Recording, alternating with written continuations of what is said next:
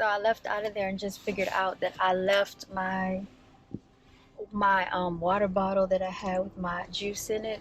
But now that I'm thinking about it, it's not even worth going through all this traffic just to get to it.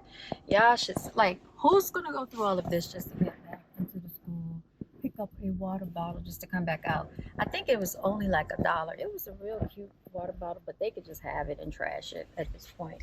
I'll get another one. There'll always be more cute water bottles, even though that was a real cute one that I had.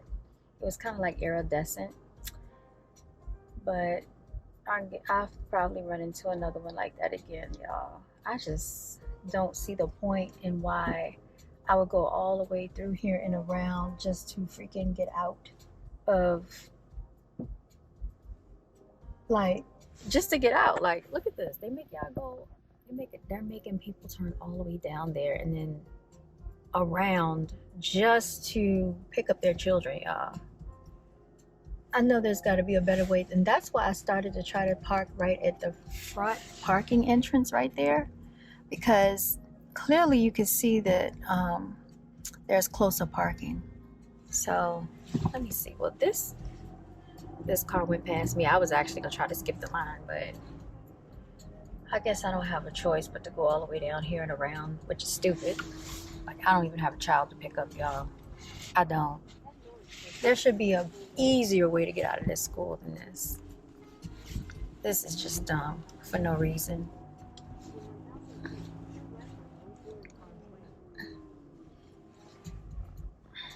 Now you see what I'm saying?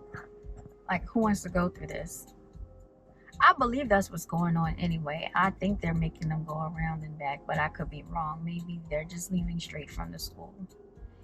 Either way, I just don't feel like dealing with it because I have to be at the tutoring session in the next probably 35 to 40 minutes. And it's going to take me like 22 minutes, approximately 22 minutes to get there. By the time you factor in traffic, that's going to be another 30 minutes, to be honest. So these were second graders that I dealt with. They're a very rambunctious group. They were outside in the trailers. A lot of schools have these. Kept asking to go back and forth to the bathroom, and then you know how they are. They try to see how much they can get away with, and they're going to be extra rowdy when they know they have a substitute teacher. But I got compliments and hugs today. So I got a compliment on my shoes. I got told that I was pretty. Thank you so much. And yeah, so it was very interesting. We learned how to count money today. That's what we were practicing, learning how to count money. I made it more interactive. The teacher wanted them to read something out of their iPad and Epic, but they wanted to play games. So we tried to do something that was more interactive. It's kind of hard when you have, I think it was 16 of them today. 16 of them. That wasn't too bad. But then they all start being talkative, and a few of them will get real active and stuff, causing extra problems in the class. You know how it is, just being active, talkative, all of that typical stuff. So far, I can't say they were so bad because they could actually read. They were doing better than some of the third graders, and from my understanding, this is also a Title I school. They said that the third graders are struggling here as well, but it's not as bad as of some of the other schools that I've seen. So I can kind of work with that. The behavior issues aren't as bad. I also noticed that behavior issues go hand in hand with the literacy rate and with the fact that when children can't count. So like if they can't count and they can't really do math and they can't count money and things like that, then most of the time their behavior is a major problem too. So it really does go hand in hand, y'all. But I would say shout out to the staff that works here and shout out to their teacher that deals with them. I should email her her name. I'm not going to say it, but yeah, she just got married, so her last name changed. Yeah. So anyway, y'all, this is a day in the life of BGAB, behind the scenes with Brown Girls Are Beautiful. As you can see, I'm just sitting in traffic waiting to leave. This is the line of cars. This is what I'm dealing with, y'all. all the children got on the bus. We did have, like I said, a newcomer today. Shout out to him because he was really trying to participate. Bless his little heart. He does not speak English, but he is trying to understand it. So, yeah, he was even trying to help out, you know, like raise his hand and volunteer a little bit. We were trying to count the money and he was trying to ask me questions, but I just could not focus on him as much, you know, because it's hard when you have a whole bunch of children all at once trying to ask you questions, coming at you, shoving papers in your face. It is so difficult. One thing I don't like, a pet peeve of mine, is for them to tap me, stop tapping me. My name is Miss. I had one student that mispronounced my name, but as long as they get the gist of what they're trying to say, it's okay. It's fine.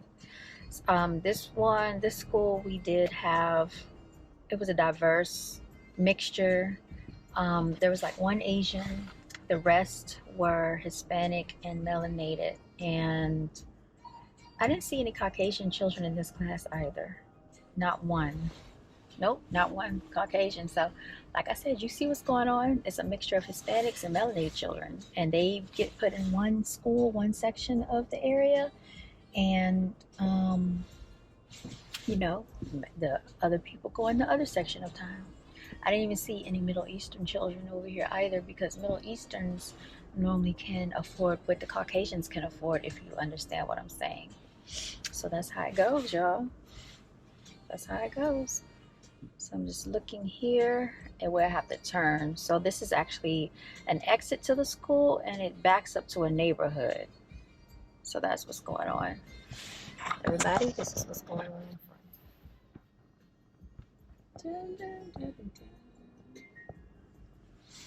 Yeah, I was right. They actually have these parents turning around all the way back here just to get back to the entrance of the school to pick their children up.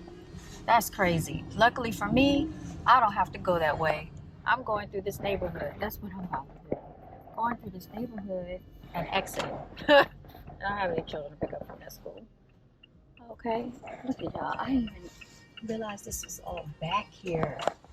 Y'all need to get out here and network. One of the teachers said that she's looking to be a homeowner by the end of the year. She's complaining rent. She said it's like $2,400 for her. About to go up to $2,400. So she's moving out and going to rent somewhere else, which is what most people typically do. They just keep going around, bouncing around to try to find another place to rent for a cheaper amount. And they keep being in that perpetual cycle, which is why I said what I said about home ownership, y'all. But people don't want to listen. You know, they just want to do what they do. She said that her credit wasn't the best, which is typical.